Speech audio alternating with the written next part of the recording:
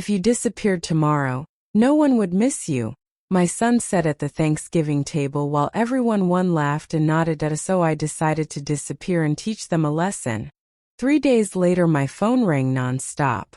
Before start, please like and subscribe this video and listen to my story till the end and let me know which city you are listening from. That way I can see how far my story has traveled. I sat at that Thanksgiving table, my hands folded in my lap, watching my whole family stuff their faces with the turkey I'd spent 2 days preparing, the mashed potatoes I'd whipped until my arm ached, the pies I'd baked at 5 in the morning because Jennifer had specifically requested pumpkin, pecan, and apple. My son Derek raised his wine glass, the expensive Bordeaux I'd bought special for the occasion, $80 a bottle, and looked right at me with this smirk on his face. You know what, everyone? I've been thinking. If Mom disappeared tomorrow, no one would miss you. He said it just like that. Direct. Casual. Like he was commenting on the weather. Everyone laughed. His wife Jennifer actually snorted into her napkin, that high-pitched giggle she does when she thinks something's hilarious. My granddaughter Ashley was scrolling on her phone but looked up long enough to smirk and nod. Even my youngest grandson Tyler chuckled, though he at least had the decency to look uncomfortable about it after a second. My daughter-in-law's sister, who I barely knew and had invited out of politeness, laughed the loudest. I'm Martha Henderson, 68 years old, and in that moment something inside me broke. Or maybe it woke up. I'm still not sure which. But here's what my ungrateful, entitled, spoiled rotten family didn't know. I wasn't just some little old lady they could push around and disrespect. I was the one holding all the cards. All the money. All the power. Every single thing they had came from me. And I was about to teach them the biggest, hardest, most brutal lesson of their entitled lives. Let me back up a bit so you understand the whole picture, the full story of how we got to this point. My husband Richard died 5 years ago and left me everything. And when I say everything, I mean everything. The man was a genius with investments, real estate, stocks, bonds, the whole 9 yards. We weren't billionaires or anything crazy like that, but we were sitting pretty damn comfortable, about $12 million in assets, give or take a few $100,000. Richard had started with nothing. Absolutely nothing. Grew up in a trailer park, worked his way through college doing overnight shifts at a warehouse, built a construction company from the ground up, sold it for a fortune, and then got smart about investing every penny. We'd lived modestly, saving and investing for decades. The big house, the nice cars, the comfortable retirement, we'd earned every bit of it. And when he died, he left it all to me with one instruction. Take care of yourself first, Martha. You've earned it. Don't let anyone take advantage of you. I wish I'd listened to him sooner, because here's the reality of what I'd been bankrolling for the past 5 years. The house Derek and his family lived in? A gorgeous 4-bedroom colonial in the best neighborhood in town with a pool and a 3-car garage? Mine. I bought it for them outright. Paid cash. $650,000. Derek's car dealership that he bragged about running and acted like some big shot entrepreneur about? Started with my money. $500,000 I gave him, not loan, to get it off the ground. It's an investment in your future, honey, I'd said like an idiot. Jennifer's boutique where she sold overpriced candles and throw pillows to rich ladies with nothing better to do? My investment. $100,000 to start, plus another $50,000 when she needed to expand. Ashley's college tuition at some fancy private school where she majored in communications and minored in spending my money? My checkbook. $60,000 a year every year for 4 years now. Tyler's gaming setup that cost more than my first car. A ridiculous $8,000 worth of computers and monitors and chairs and God knows what else. Grandma's credit card.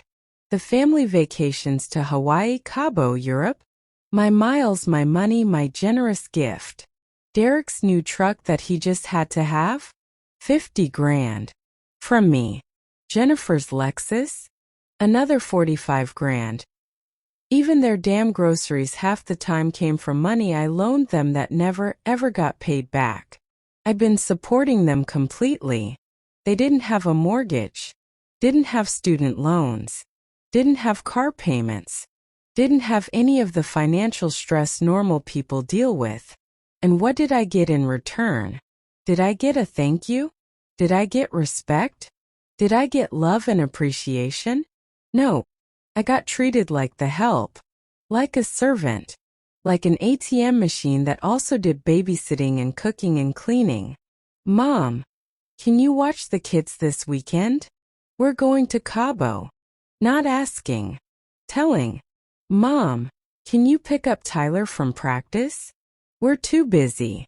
Even though Jennifer didn't work and spent her afternoons getting her nails done. Martha, we're coming over for dinner Sunday. Make that pot roast thing. My own son couldn't even call it by its name. Mom, I need 5 grand to cover some expenses at the dealership. Can you transfer it today? Never asking politely. Always demanding. Always expecting. And like a complete and total idiot, I just kept saying yes. Kept writing checks. Kept showing up. Kept cooking and cleaning and babysitting and giving and giving and giving. I kept hoping they'd appreciate me someday. That they'd realize what I was doing for them. That they'd say thank you and mean it. That Thanksgiving comment was the final straw. The last insult I was going to take. If you disappeared tomorrow, no one would miss you. Those words echoed in my head all through dessert. While I served the pie I'd baked. While I cleaned up the kitchen by myself because everyone else went to watch football. While I loaded the dishwasher and scrubbed the roasting pan and put away leftovers. Not one person helped me. Not one. Derek fell asleep on my couch.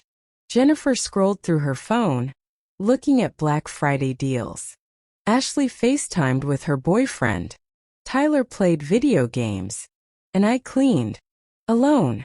That night, lying in bed in my empty house, I made a decision. I was going to disappear. Really disappear. And I was going to take everything with me. The next morning, Black Friday, while everyone was out shopping with the credit cards connected to MY accounts, spending MY money on crap they didn't need, I got to work. I barely slept. I was up at 5 a.m., coffee in hand, making lists and plans. First stop, my lawyer's office. Martin Shaw had handled Richard's estate and he knew exactly what I was worth, where everything was, how it was all structured. I called him at 7 a.m. Martin, I need to see you today. It's urgent. Martha, it's Black Friday. I'm not in the office. I'll pay you triple your hourly rate. I need you today. There was a pause. I'll meet you at 9. At 9 a.m. sharp, I was sitting in Martin's office in my best outfit, hair done, makeup on, looking like a woman who meant business. Martin, I need to make some changes, I said, settling into the leather chair across from his big mahogany desk. What kind of changes, Martha? He looked concerned, probably thought I was losing it. The kind where I take back control of my life and my money. His eyebrows went up. I see. Tell me what you're thinking. I pulled out the notebook where I'd written everything down. I want to restructure everything. Every account, every property, every investment. I want to lock down access to anyone except me. Including Derek? Especially Derek. We spent 4 hours going through everything. Every single account, every property deed, every trust, every investment. By the time I left Martin's office at 1 p.m., we had a whole new structure. All joint accounts with Derek closed. Money moved to new accounts only in my name, all credit cards in their names canceled. New ones issued only to meth house they lived in transferred to a trust one controlled. With me as the sole beneficiary, Derek's dealership accounts frozen pending restructuring.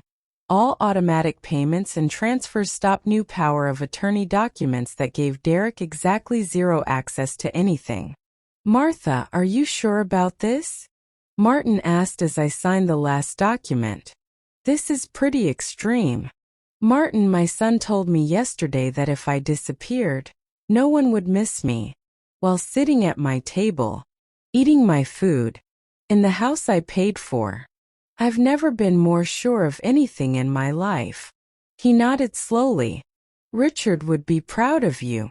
That almost made me cry, but I held it together. Second stop, my financial advisor, Patricia Chun. Pat was a shark. A brilliant, ruthless shark who'd helped Richard make millions, and who'd been managing my money since he died. I need to move some money around. I told her when I got to her office at 2 p.m. And I need it done today. Right now. Pat didn't ask questions. She just pulled up her computer and got to work. That's why I paid her the big bucks. How much are we talking? She asked. All of it. Everything that's in accounts they can access. I want it moved to new accounts. Immediately. Her fingers flew across the keyboard. This is going to take about an hour to execute all the transfers. You want to tell me what's going on? My family thinks I'm a doormat. I'm proving them wrong. Pat grinned. Actually grinned. About damn time, Martha. I've been waiting for you to do this for 3 years. You have. Hell yes. The number of times I've had to process transfers because Derek needed money. You've given that boy over $2 million in the past 5 years alone. My stomach dropped. $2 million. Yep. Not counting the house, the cars, the business startup. Just straight cash transfers. Want to see the reports? No. I might throw up. By 3 p.m., every account was restructured. Every penny moved.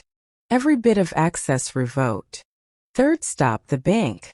I went to 3 different banks and withdrew $50,000 in cash from each one.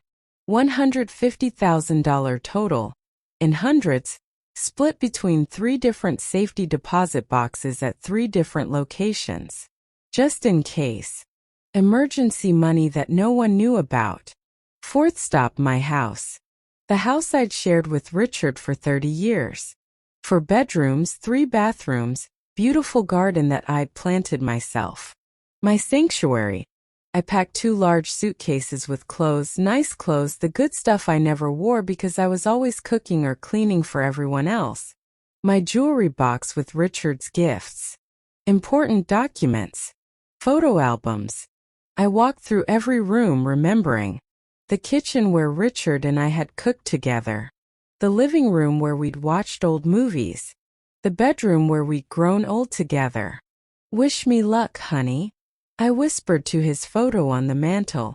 It was my favorite picture of him, standing in front of the construction company he built, proud smile on his face. I'm finally standing up for myself. Like you always wanted me to. I swear I felt him smile back. By 6 p.m., I was checked into a luxury suite at the Riverside Hotel downtown.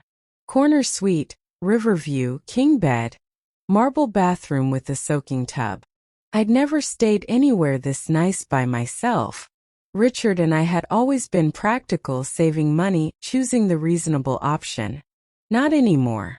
I ordered room service, filet mignon, lobster tail, a bottle of champagne that cost $200. I took a long bath with expensive bath salts. I put on the fluffy hotel robe and sat by the window, looking out at the city lights. My regular phone was turned off and tossed in my purse. I'd bought a burner phone that nobody had the number to. Then I waited. And I'll admit, part of me was scared. Scared they really wouldn't care. Scared Derek was right and no one would miss me. But the bigger part of me was angry. Furious. Done that I knew Derek would call eventually, but I figured it would take a few days. The man barely noticed me when I was standing right in front of him, so I assumed he wouldn't notice I was gone until he needed something. I was wrong. Day 1 Saturday morning 8 a.m. My phone started buzzing. I turned it on just to check. Just to see. 15 missed calls from Derek. 8 from Jennifer. 2 from Ashley. Even 3 from Tyler, which was shocking since the kid usually couldn't be bothered to text me back when I asked how his day was. The voicemails were something else. First one, Derek sounding annoyed. "Mom, where are you? We were supposed to go look at that property for the dealership expansion today. You said you'd come. Call me back." I'd never said that. He told me I was coming and I just nodded. Second one, Derek more irritated. "Mom, seriously, this isn't funny. I need to talk to you about those accounts. Call me back right now." Third one, Jennifer confused. "Martha? Your car's not in your driveway. We drove by to drop off some leftovers. Are you okay? Call us, please." Since when did she call me Martha instead of Mom? Oh right, always. I'd never been Mom to her. Fourth one, Ashley. "Grandma, where are you? Dad's freaking out." I sipped my champagne. Yes, champagne at 8 a.m. I was living my best life and didn't call back. Instead, I ordered breakfast. Belgian waffles, fresh fruit, bacon, the works. Ate it on the balcony in the morning sun. I went to the hotel spa and got a massage. A facial. My nails done. Spent 4 hours just being pampered. I had lunch at a fancy restaurant by myself. Didn't apologize for taking up a table alone. Ordered exactly what I wanted. I went shopping. Bought myself 3 new outfits. A new purse. New shoes. Spent $2,000 and didn't feel guilty at all. I went to a movie. In the middle of the afternoon. By myself. Had the whole theater practically to myself. And my phone kept ringing. And ringing. And ringing. By the end of day 1, I had 47 missed calls. I didn't return a single one. Day 2 Sunday the calls got more frantic. "Mom, we filed a missing persons report. The police are looking for you. Where the hell are you?" That was Derek and he sounded actually worried. "Good. Martha, this is ridiculous. Whatever we did, we're sorry, okay? Just come home. We need to talk to you." Jennifer trying to sound sweet. "Not working. Grandma, please call us. We're really worried. Dad's going crazy. He called all your friends and nobody knows where you are." Ashley, and she actually sounded genuine. "Interesting. Graham, it's Tyler. I know you're probably mad at us.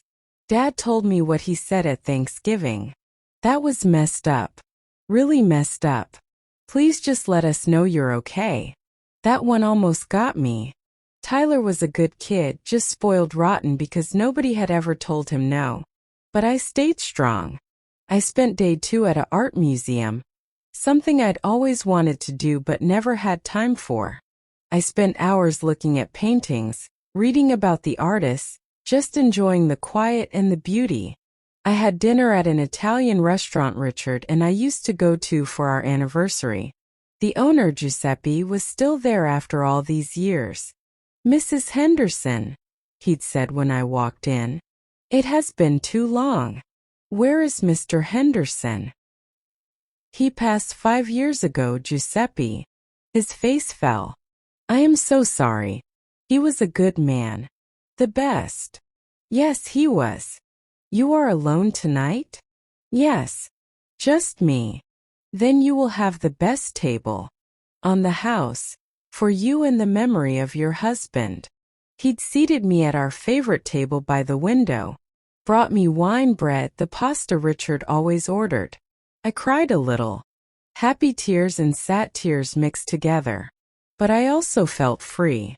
Like I was finally living my life. Not the life everyone expected me to live. That night, back in my hotel room, I checked my phone again. 63 missed calls. 28 text messages. 12 voicemails. And then I saw it. A new wrinkle I hadn't expected. A text from Derek's business manager, Ron. Mrs. Henderson, I need to speak with you urgently about the dealership accounts. Please call me. A text from the dealership's accountant, Susan. Martha, there's been some kind of freeze on all the accounts. Payroll is due Monday. Please contact me ASAP. A text from Jennifer's boutique landlord. Ms. Henderson, the rent check bounced. Please contact me immediately. Oh. They were starting to realize what I'd done. I smiled and turned off the phone. Day 3 Monday was when things got really interesting. My phone rang literally non-stop. I counted 118 calls by the end of the day. But it wasn't just family anymore. Derek's business manager called 15 times. The dealership accountant called 12 times. Someone from the dealership's bank called. Jennifer's boutique landlord called. The credit card companies called. Their cards had been declined and they wanted to verify the cancellations. Even Ashley's college called. The spring tuition payment had been rejected. I'd frozen everything. Completely locked them out. Derek's business accounts? Frozen pending restructuring as far as the bank knew. The credit cards in their names? Canceled completely. The utilities for the house they lived in? I'd called each company and explained I'd be traveling indefinitely, and to put all services on hold until I contacted them to resume.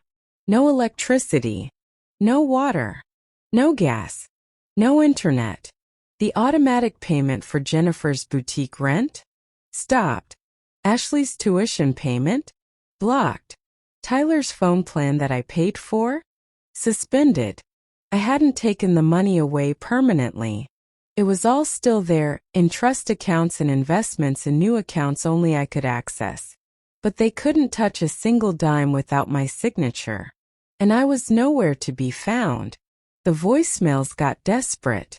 Mom, what the hell did you do? The dealership accounts are frozen. I have payroll due today and I can't access any money. People are going to quit. Call me right now.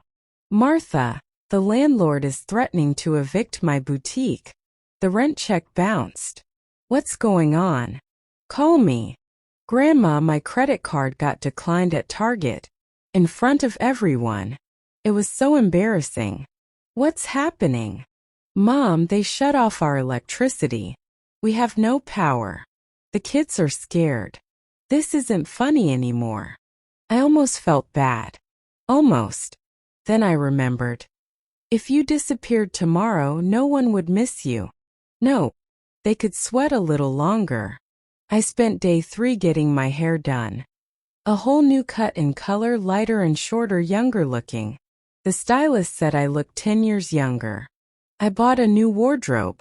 Not practical clothes for cooking and cleaning. Beautiful clothes. Dresses. Nice pants. Silk blouses. Heels. I felt like myself again. Like Martha, not just mom or grandma, or that lady with the checkbook. That evening I sat in my hotel room and thought about my next move. They were panicking now.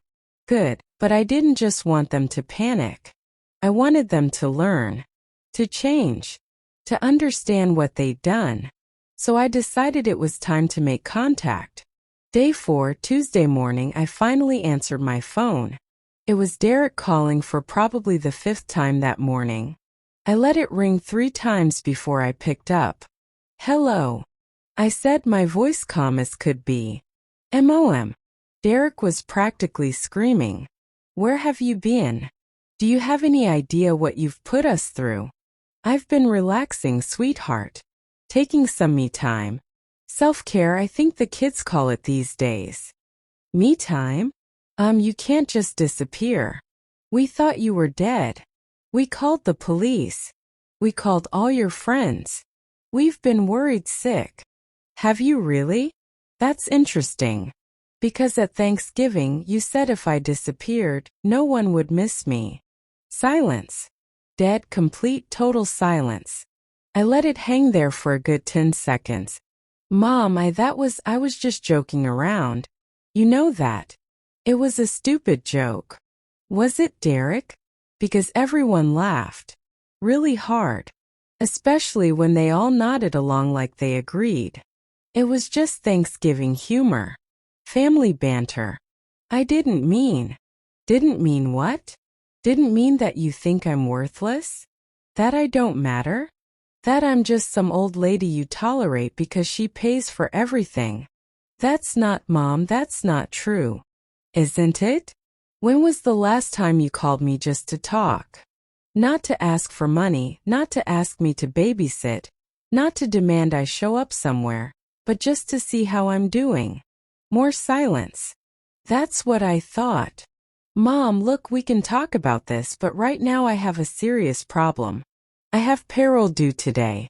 I have 15 employees who need their paychecks. I need access to the dealership accounts. Whatever you did, you need to undo it. Right now. Oh, is it stressful when you can't access money you need? This isn't funny. You're right. It's not. Do you know what else isn't funny? Being treated like an ATM instead of a person. We don't. Yes, Derek, you do. You absolutely do. You call me when you need something. You expect me to drop everything to help you. You take my money without saying thank you. You make fun of me at family dinners. You treat me like I'm nothing. I heard him take a shaky breath. Mom, I'm sorry. Really. I'm sorry. Can we please talk about this face to face? Oh, now you want to see me? Now that your accounts are frozen and your credit cards don't work, and your employees need their money. That's not. He stopped himself. Okay, you're right. I've been a jerk. A huge jerk. Can we fix this? Please. Maybe. Here's the thing, Derek. I've been doing a lot of thinking over the past few days. About my life, my money, and how I've been letting you all treat me. And I've decided some things need to change. What kind of things? Big things. But first, let me ask you something. Do you actually care that I'm okay? That I'm safe? That I'm healthy and happy? Or do you just care about getting access to the money? Another pause. A long one. Both, he finally said, and at least he was honest. I do care that you're okay. I've been freaking out thinking something happened to you. But yeah, I also desperately need access to those accounts. At least you're honest. Mom, please. I'm begging you. My employees need their paychecks. Some of them have kids. Bills to pay. I can't let them down. He had a point. The employees weren't the ones who disrespected me. Fine. I'll have my lawyer contact the bank and release the payroll account only. You can pay your employees. But that's it. Everything else stays frozen until we have a serious conversation. When? When can we talk? I need to think about it. Mom. Derek, I've spent 5 years doing everything you wanted when you wanted it how you wanted it. You can wait a couple days for me to decide when I'm ready to talk. Okay, that's fair. Can you at least tell me you're safe? That you're okay? I'm perfectly safe. I'm at a hotel. I'm fine. Better than fine, actually. Which hotel? Nice try. I'll call you when I'm ready. I hung up. My hands were shaking. I'd never stood up to Derek like that. Never. It felt terrifying. But it also felt amazing. I called Martin next and told him to release just enough for Derek to make payroll. Nothing else. Then I called Jennifer. Martha. Oh my God, where have you been? Around. Around? Around? Do you know what we've been going through? The police were here. We thought you'd been kidnapped or had a stroke or I disappeared and no one would miss me. She went quiet. That's what Derek said, isn't it? At Thanksgiving. That was just, he was drunk and being stupid. Was he drunk when you laughed? When you nodded along? I didn't. Yes, Jennifer, you did. I was sitting right there. I heard her start to cry. I'm sorry. We're all sorry. We've been horrible to you. I know that. Can you please come home so we can fix this? Fix what exactly? Our relationship. The family. Everything. Do you even want a relationship with me, Jennifer? Or do you just want your boutique rent paid? That's not fair. Isn't it? The rent's due in 2 days, right? And your account doesn't have the money because I stopped funding it. So now you're panicking. Yes. Okay, yes, I'm panicking. The landlord is going to evict me. 5 years of building that business gone. 5 years I funded. What?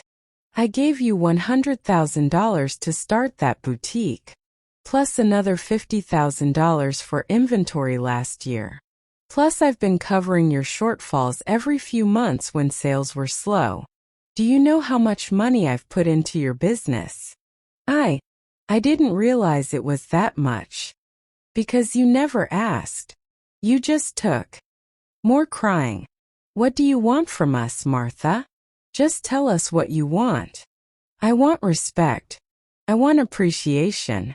I want to be treated like a person, not a bank account. Okay, we can do that. We will do that. Just please fix the accounts. Not yet. But the rent. Figure it out, Jennifer. You're a businesswoman, right? You're always posting on Facebook about being a #girl boss and an entrepreneur. So be one. Figure it out. How am I supposed to? The same way every other small business owner does. Work harder. Sell more. Maybe actually market your business instead of expecting me to fund your hobby. It's not a hobby. It's my business. Then treat it like one. I hung up. I arrived at Giuseppe's at 5:45 p.m. Giuseppe himself greeted me at the door. Mrs. Henderson, you look beautiful. Like a movie star. Thank you, Giuseppe. I need a favor. Anything for you. I explained what I needed. A private table. The best one in the house. Attentive service but privacy when needed. And most importantly, I needed him to back me up if things got heated. You leave it to me, Mrs. Henderson. I take care of everything. Your family, they know treat you right. Not really, Giuseppe. His face got serious. My mama, God rest her soul, she always say, you teach people how to treat you. You teach them good now, yes. Yes. That's exactly what I'm doing. He showed me to the best table in the house, right by the window overlooking the river. The sunset was just starting, painting the sky orange and pink. I ordered a glass of wine and waited. At 5:58 p.m., my family rushed through the door. Derek looked like he hadn't slept in days. His tie was crooked, his hair messy, dark circles under his eyes. Jennifer looked even worse. No makeup, hair in a messy ponytail, wearing jeans and a sweater instead of her usual designer outfits. Ashley's eyes were red from crying. Even Tyler looked rough, his usual cocky teenage attitude replaced with genuine worry. They spotted me and practically ran to the table. Mom, Derek said, out of breath. Thank God. Sit down, I said calmly. They fell into their chairs like puppets with cut strings. Giuseppe appeared immediately with menus and wine. For the beautiful Mrs. Henderson and her family, he said, pouring glasses all around. Tonight you enjoy. I bring you the best. He disappeared before anyone could order. The table was silent for a long moment. Everyone just stared at me. I took a sip of my wine and looked at each of them in turn. So, I finally said, I assume you all know why we're here. Because you're mad at us, Ashley said quietly. Because of what Dad said at Thanksgiving. That's part of it. But it's bigger than that. Mom, I'm so sorry, Derek started. What I said was horrible and stupid, and I held up my hand. Stop. We're going to have dinner first. Like a normal family. We're going to eat and talk about normal things. and then we'll discuss everything else. But Mom, the accounts. Derek, dinner first, business after. That's non-negotiable. He closed his mouth and nodded. Giuseppe brought out appetizers, bruschetta, calamari, stuffed mushrooms. Food started appearing like magic. Salads, bread, more wine. First, nobody knew what to say. The silence was awkward and heavy. Finally, I decided to break the ice. So, Ashley, tell me about school. And I mean really tell me. Not just it's fine. What are you actually learning? Ashley looked surprised that I was asking. Well, I'm taking this marketing class that's actually pretty interesting. We're learning about social media algorithms and how to build brand awareness. That sounds useful. What's the most interesting thing you've learned? She thought about it. That most small businesses fail because they don't understand their target audience. They just throw stuff out there and hope it works instead of actually researching who they're trying to reach. I glanced at Jennifer, who looked uncomfortable. That's smart, I said to Ashley. Are you enjoying it? Yeah, actually. More than I thought I would. My professor is really cool. She used to run marketing for a major company, and she tells all these stories about campaigns that failed spectacularly. I'd love to hear some of those stories. And just like that, we were talking. Really talking. Ashley told me about her classes, her friends, a guy she was dating who sounded like trouble, but I didn't say that. Tyler talked about basketball. Apparently he'd made varsity and had scored 15 points in their last game. 15 points? Tyler, that's amazing. When's your next game? Tuesday night. But you don't have to. I'd love to come. If you want me there. His face lit up like Christmas morning. Really? You'd come? Of course. You're my grandson. Why wouldn't I want to watch you play? He looked at his parents. Nobody really comes to my games. Derek and Jennifer had the decency to look ashamed. I turned to Jennifer. Tell me about the boutique. Not the rent situation, just the business itself. What's selling well? She seemed surprised I was asking. Actually the candles have been really popular. Especially the seasonal scents. And I just started carrying these locally made soaps that customers love.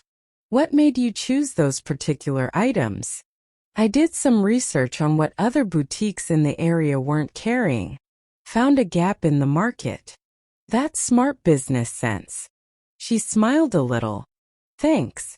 I've been working on building relationships with local artisans.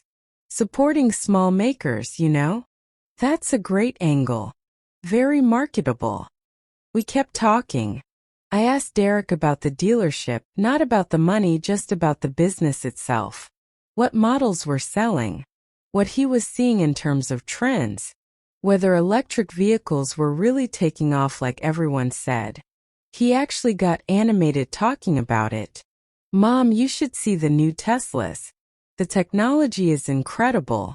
And the demand is through the roof. I'm trying to get approved as a Tesla dealer, but it's really competitive. Why do you want to expand to Tesla specifically? Because that's where the market is going. In 10 years, gas cars might be obsolete. I need to position the dealership for the future. That's forward thinking. For the first time in years, maybe ever, we were having a real conversation. Not me being lectured to or ordered around. Not them asking for things. Just talking. Like a real family. Over the main course, Tyler said something that surprised me. Grandma? Can I ask you something? Of course, sweetheart. What was Grandpa Richard like? I don't really remember him that well. I was only 8 when he died. My throat got tight. He was the best man I ever knew. Worked harder than anyone. Started with nothing and built an empire through sheer determination. What kind of empire? He had a construction company.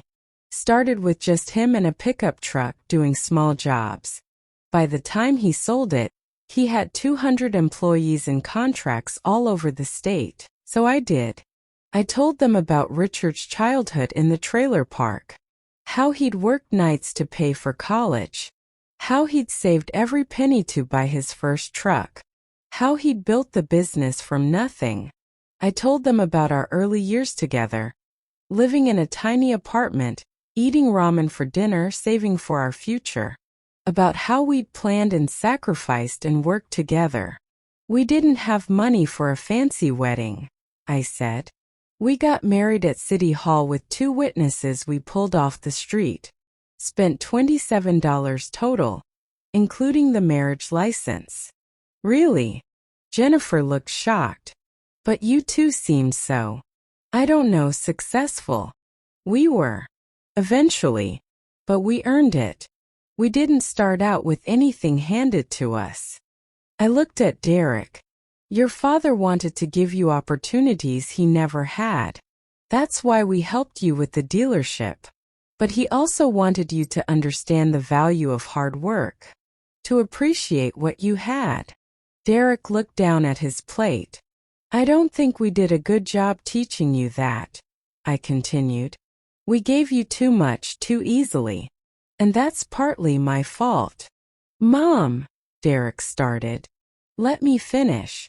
When your father died, he left me everything with specific instructions. He told me to take care of myself first, not to let anyone take advantage of me. And I didn't listen. I wanted to be generous. I wanted to help. But I crossed the line from helping to enabling. The table was silent. I've given you millions of dollars over the past 5 years, I said quietly. Literally millions. Houses, cars, businesses, tuition, living expenses, bailouts when things got tight. And not once, not one single time, did any of you say, Mom, this is too much, or Mom, we should pay you back, or even just thank you. Jennifer started crying. We're horrible people. No, I said. You're not horrible. You're just spoiled. And I spoiled you. So we're both responsible for this mess. How do we fix it? Derek asked, his voice rough. That's what we need to talk about. Giuseppe cleared our plates and brought dessert without being asked. Tiramisu, cannoli, gelato. Then he disappeared again, giving us privacy. I took a deep breath. Here's what's going to happen, I said. I've restructured everything. All the money, all the accounts, all the properties. It's all in my name, under my control. Derek opened his mouth, but I kept going. Derek, the dealership accounts are going to stay separate from my personal accounts from now on. You'll keep operating the business, but I'm converting my initial investment into a loan. $500,000 at 3% interest. You'll pay me back $2,000 a month for the next 21 years. You're charging me interest? I'm your son. Banks charge interest. Businesses pay back their loans. You're always saying the dealership is your business, your success. So treat it like a real business. Pay back your investor. He looked like I'd slapped him, but he nodded. Jennifer, same thing with the boutique. $100,000 loan at 3% interest. $500 a month. You keep saying it's profitable. Prove it. She wiped her tears and nodded. Ashley, your tuition will continue to be paid, but with conditions. You're going to get a part-time job, at least 20 hours a week. You need to learn what it's like to earn money, to budget, to be responsible. But Grandma, my classes are 4 days a week, maybe 15 hours total including study time. You have plenty of time. I worked full-time while going to college and raising your father. You can handle a part-time job. She looked like she wanted to argue but nodded instead. Tyler, you get an allowance. $50 a week. You want more? Get a job. Mow lawns. Walk dogs. Babysit. Do something to earn it. Yes, ma'am. he said immediately. Smart kid. And the house you're living in, I continued, looking at Derek. It stays in my name. It's my property. But you can keep living there for rent. $1,500 a month. That's way below market value for a 4-bedroom house in that neighborhood. You're charging us rent to live in a house you gave us? Jennifer asked, incredulous. I didn't give it to you. I bought it as an investment property. Now I'm renting it to you at a very generous rate. If you don't like the terms, you're welcome to find another place to live, and I'll rent it to someone else. She shut up. Here's the most important part, I said. Family dinner. Every Sunday. At my house. You all show up, you help cook, you help clean up, and we spend time together. Real time. Phones away, actually talking. That's reasonable, Derek said. Miss 3 dinners in a row without a legitimate excuse. And I mean legitimate like hospital-level emergency. And the money stops. All of it. The loans get called in immediately. The rent is due in full. Everything. That's harsh, Jennifer muttered. Is it? I'm asking you to spend 3 hours a week with me. 3 hours out of 168. That's less than 2% of your time. If you can't manage that, then you clearly don't value our relationship. Nobody argued with that. There's one more thing, I said. And this is the biggest one. They all looked at me nervously. I want respect. Real respect. Not just saying yes, Mom, and then treating me like the help. I want to be included in your lives not because you need something, but because you actually want me there. I want phone calls that aren't asking for money. I want to be invited to things. I want to matter. My voice cracked a little on that last part. Derek reached across the table and took my hand. You do matter, Mom. You've always mattered. We've just been too stupid and selfish to show it. Then show it now. Show it every day. Because I'm 68 years old and I don't have forever. Your father's been gone 5 years and I've wasted those years being a doormat instead of living my life. What do you want to do? Ashley asked. Like, if you could do anything? I thought about it. I want to travel. Your grandfather and I always planned to see the world when we retired, but he died before we got the chance. I want to take art classes, learn to paint, maybe volunteer at the animal shelter, join a book club, make new friends, actually live. Then do it, Tyler said. You've got the money. You should totally do all that stuff, plan to. But I also want my family in my life. I just want it to be different, balanced, healthy. We can do that, Derek said. I promise you, Mom, we can do better. We will do better. I hope so. Because if things don't change, if I'm still being taken for granted in 6 months, I'm done. I'll sell the house you're living in, call in all the loans, and you'll be on your own. Completely. You'd really do that? Jennifer asked. In a heartbeat. I love you all, but I love myself too. And I'm finally starting to act like it. Giuseppe appeared with the check. I pulled out my credit card before anyone could offer to pay. Not that they could with their cards canceled. Tonight is on me, I said. Consider it a fresh start. We left the restaurant and stood in the parking lot. It was dark now, the city lights reflecting off the river. Derek hugged me. Really hugged me. Not the quick obligatory hug I usually got. I'm sorry, Mom. For everything. For taking you for granted. For that stupid comment. For being a terrible son. You're not a terrible son. You just forgot how to be a good one. But we're going to fix that. Jennifer hugged me next, still crying. Thank you for not giving up on us. Ashley hugged me tight. I love you, Grandma. I'm sorry I didn't say that enough. Tyler hugged me last. You're kind of a badass, you know that? I laughed. I'm learning. The next few weeks were rocky, I'm not going to lie. Derek was pissed about having to actually budget and pay me back. He called me a few times angry, saying I was being unreasonable and that family doesn't charge family. I held firm. You're right, Derek. Family doesn't charge family. Family also doesn't take advantage of family. Which rule do you want to follow? He hung up on me. Didn't call for 3 days. But then he sent me a check for the first month's payment. $2,000. With a note that said, "You're right. I'm sorry. See you Sunday." Jennifer struggled with the boutique payments at first. She called me in a panic after 2 weeks saying she couldn't make the rent and my payment.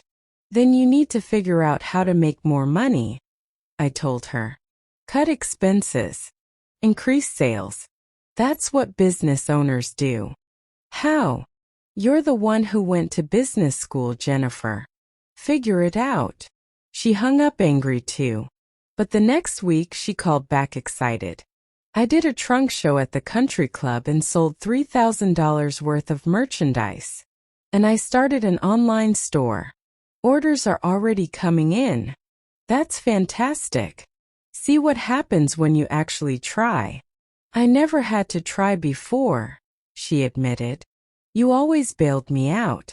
But this feels good. Like I'm actually accomplishing something. You are. I'm proud of you. I could hear her crying happy tears. Thanks, Martha. That means a lot.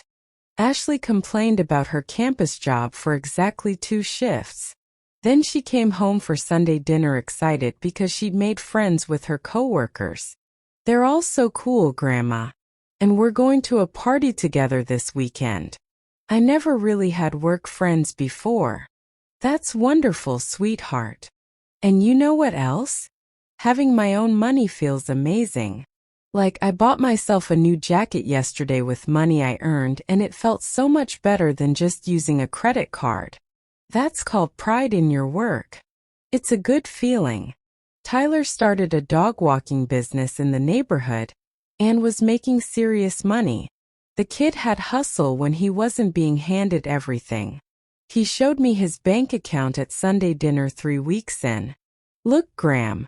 I saved $2,000. Tyler, that's incredible. I'm saving for a car. A car I'm buying myself, not one someone gives me. Derek looked proud and ashamed at the same time. Sunday dinners became a thing. A real thing. The first one was awkward. They showed up 15 minutes late, barely helped cook. Clearly didn't want to be there. I didn't say anything. Just noted it. The second one was better. They showed up on time. Ashley helped me make salad. Tyler set the table without being asked. The third one, Derek brought flowers. For you, Mom. Just because. I cried a little. Happy tears. By week 6, something amazing happened. Ashley called me on a Wednesday night. Just to talk. Not to ask for anything. Just to chat. Hey, Grandma. You busy? Never too busy for you, sweetheart. What's up? Nothing really. Just wanted to hear your voice. Tell you about this guy I met. Get your advice. We talked for an hour. About boys, about her dreams, about life, about everything. When we hung up, I sat there in my house. I'd moved back home after a month at the hotel, and just smiled. This was what I'd wanted all along. Not control. Not revenge, really. Just to matter. Just to be part of their lives in a real way. 3 months after that Thanksgiving, my life looked completely different. I'd enrolled in an art class at the community college. Turns out I'm terrible at painting, but I love it anyway.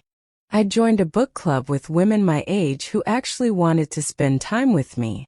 I'd started volunteering at the animal shelter twice a week. The dogs didn't care about my money. They just loved me for me. I'd booked a trip to Italy for the spring. 2 weeks in Tuscany, something Richard and I had always dreamed about. And my family? They were different too. Derek's dealership was thriving.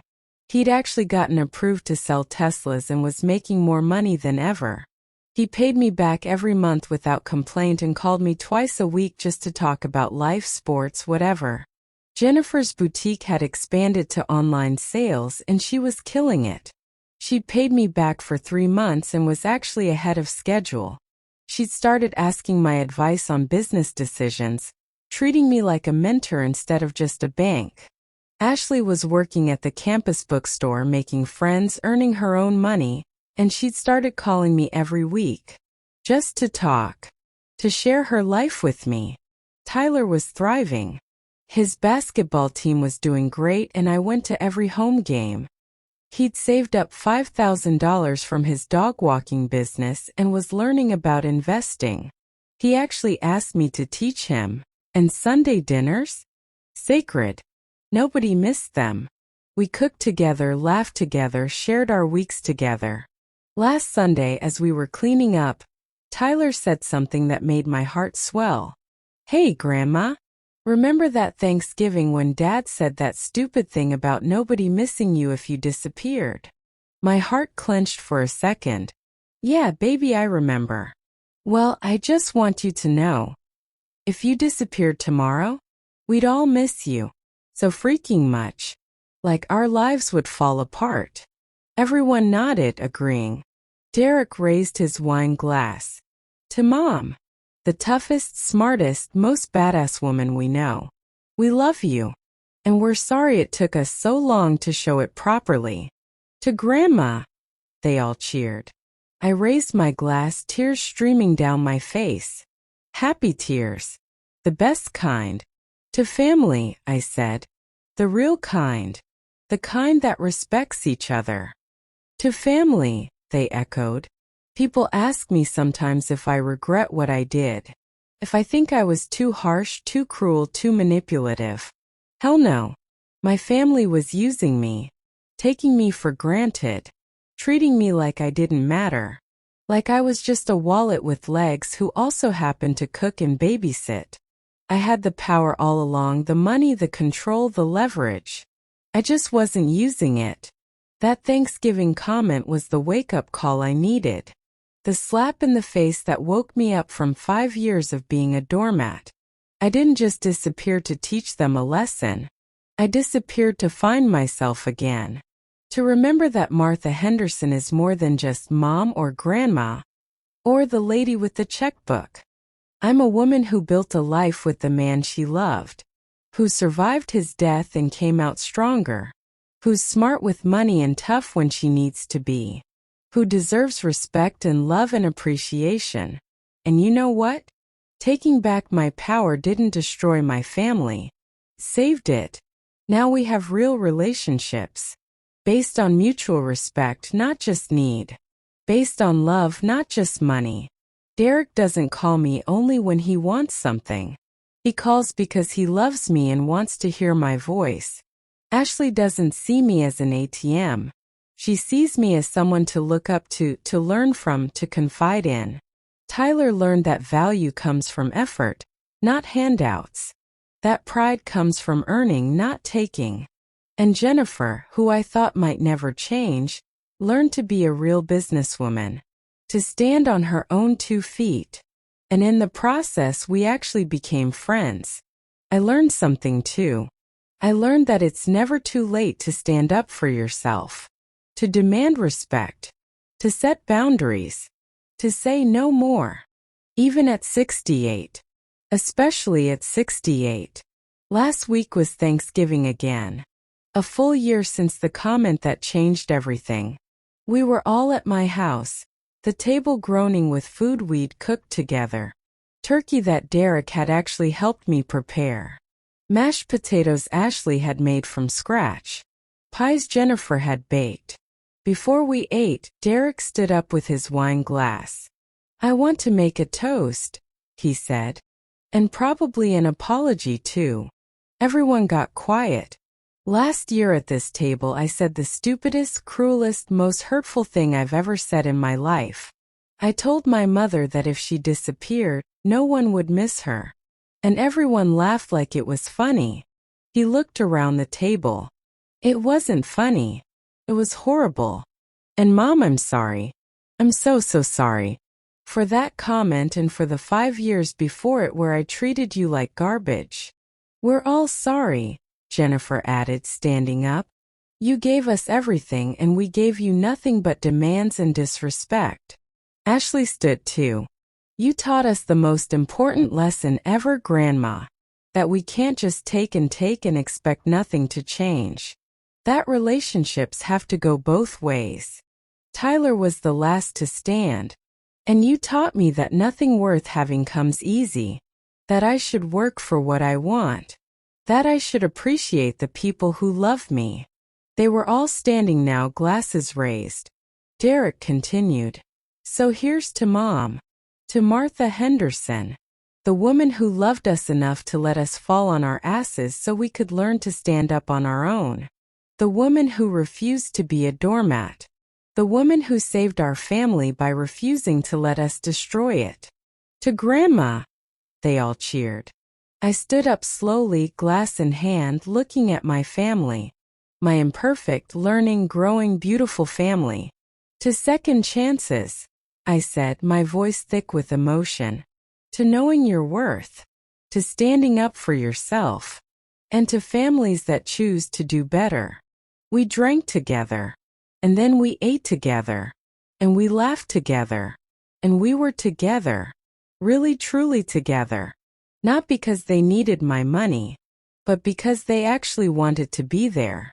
If you're reading this story, wondering if you should stand up for yourself, if you should stop letting people walk all over you even if they're family, even if you love them, even if it feels scary and wrong and impossible, do it. Take back your power. Set your boundaries. Demand respect. You deserve better than being treated like you don't matter. And trust me on this. Sometimes the best revenge isn't hurting people back. It's teaching them to do better. It's teaching them that you matter. It's showing them and yourself that you have value beyond what you can give them. Because you do. We all do.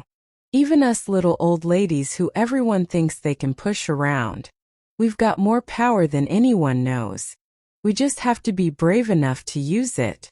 I was 68 years old when I finally learned that lesson. But better late than never. And now at 69 I'm living my best life. I've got my family back, the real version, not the fake one that just wanted my money. I've got my self-respect back. I've got my power back. And I'm never giving it away again. Not for anyone.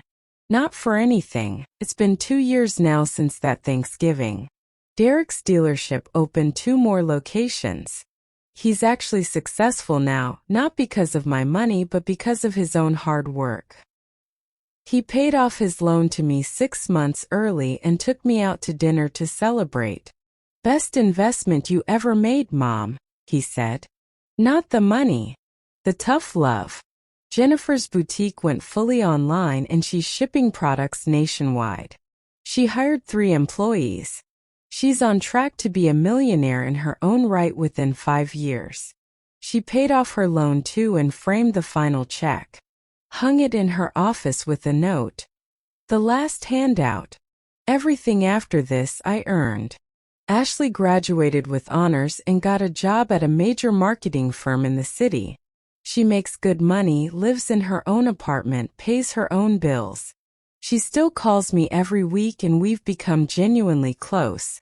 She told me last month I'm her role model. I want to be tough like you, Grandma. Never let anyone push me around.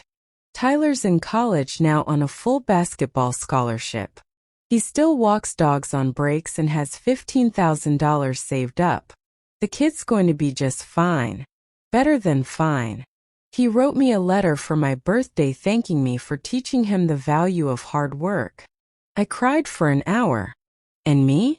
I went to Italy like I planned.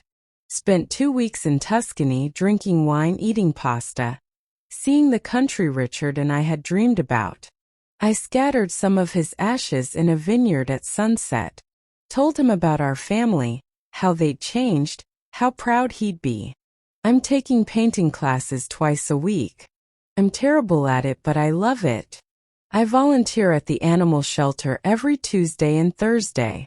Just adopted a dog last month. A senior beagle named Frank who nobody wanted because he's old. We're perfect for each other. I joined a travel group for active seniors. We're going to Greece next month. I'm living MY life. Finally. And my family, they're part of it. A real healthy, balanced part. Sunday dinners are still sacred. We've never missed one in 2 years. But now they also invite me to other things. Derek's business events. Jennifer's boutique openings. Ashley's work parties. Tyler's games. Not because they have to. Because they want to. Because I matter to them. Really matter. Last Sunday, as we were sitting around after dinner, just talking and laughing, Derek looked at me with tears in his eyes. "What's wrong?" I asked. "Nothing's wrong. Everything's right. I was just thinking. If you'd never disappeared that weekend, if you'd never frozen the accounts and forced us to face ourselves, we'd still be those terrible people taking you for granted. We'd have lost you eventually. Either you'd have gotten fed up or..." He didn't finish, but I knew what he meant. "Or I'd have died, and they'd have realized too late what they'd lost." "But you didn't lose me," I said. "You found me, the real me, and I found the real you all too. Best thing that ever happened to us," Jennifer said. "Even though we hated you for about 3 weeks there." Everyone laughed. "I didn't hate you," Tyler said. "I thought it was kind of cool. Like a movie where the grandma goes rogue." "Rogue Grandma," Ashley said. "That should be your memoir title." "Maybe I'll write one," I said. "You should," Derek said. "Other people need to hear this story. Other people who are being taken advantage of need to know it's okay to stand up for themselves." So here I am, writing it all down. For anyone out there who needs to hear it. You are not selfish for setting boundaries. You are not cruel for demanding respect. You are not wrong for taking back your power. You are not a bad person for putting yourself first. Family should lift you up, not tear you down. Love should be reciprocal, not one-sided. Generosity should be appreciated, not expected. And if the people in your life can't understand that, if they only value you for what you can give them, then maybe it's time to teach them a lesson. The way I taught mine. With love but also with strength. With generosity but also with boundaries. With forgiveness but also with consequences. Because that's what real love looks like. Not being a doormat. Not sacrificing yourself until there's nothing left. But standing tall, knowing your worth and demanding that others recognize it too. I'm Martha Henderson. I'm 70 years old now. And I've never been happier, stronger, or more respected. All because I finally learned to disappear from the life they wanted me to live. And reappeared in the life I deserve.